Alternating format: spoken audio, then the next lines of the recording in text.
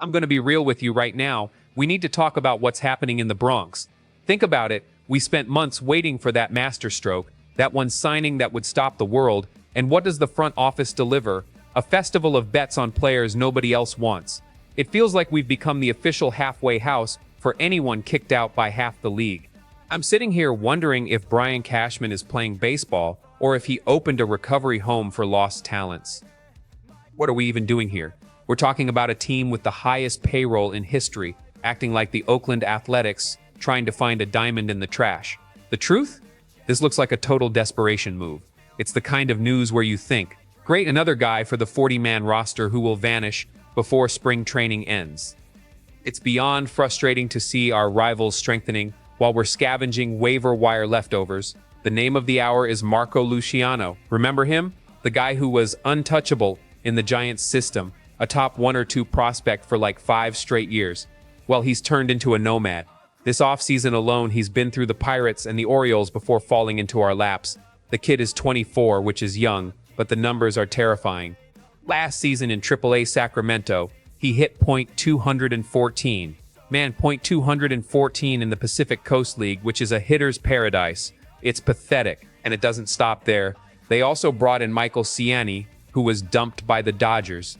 Ciani is a defensive monster in center field, but at the plate, his .570 OPS in 2024 is basically like not being able to hit a beach ball. In a perfect world, our coaching staff works miracles. Marco Luciano arrives, finds that swing that made him a power monster in the past, and becomes our super utility guy. He starts crushing the ball, takes advantage of the Yankee Stadium short porch, and becomes a real option for left field, or even to give Volpe a breather at shortstop.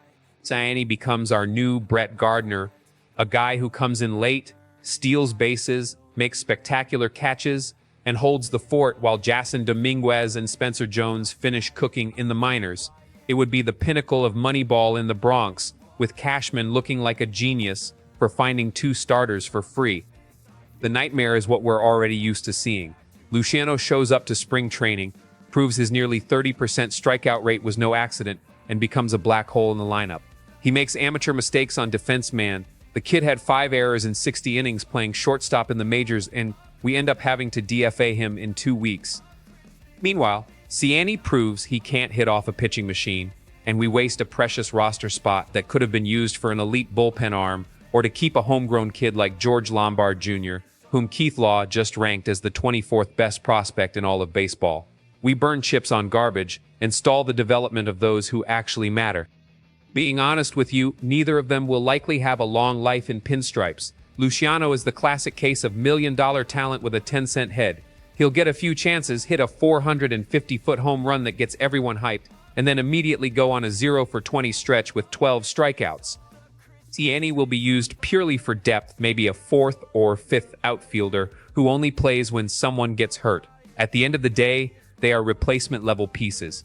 The front office is just trying to fill the roster at the lowest cost possible while praying that Cody Bellinger and Aaron Judge carry this team on their backs again.